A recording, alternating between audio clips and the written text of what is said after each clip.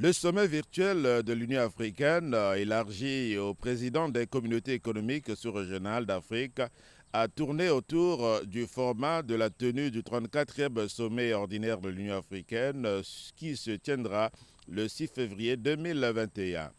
Présidé par le président en exercice de l'UA, Cyril Ramaphosa, les chefs d'État et de gouvernement ont suivi l'intervention du président de la commission de l'UA, Moussa Faki Mahamat, qui a édifié l'assistance sur les enjeux de ce prochain sommet qui sera marqué entre autres par la mise en place du nouveau leadership de la commission de l'UA.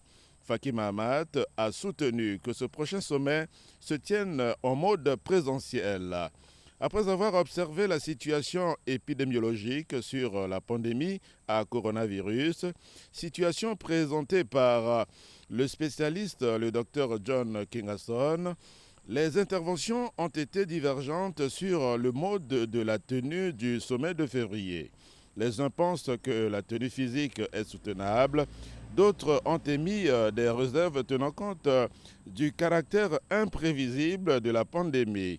La position du chef de l'État, Denis Sassou Nguesso, sur la question. Nous constatons en ce qui concerne notre pays qu'il y a un rebond de la pandémie. Et on le constate un peu partout, en Afrique et ailleurs.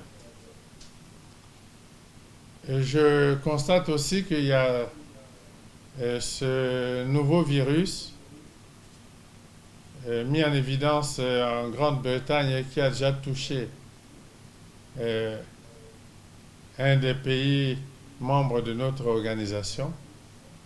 Dans ces conditions-là et connaissant un peu comment s'organisent nos réunions à Addis Abeba,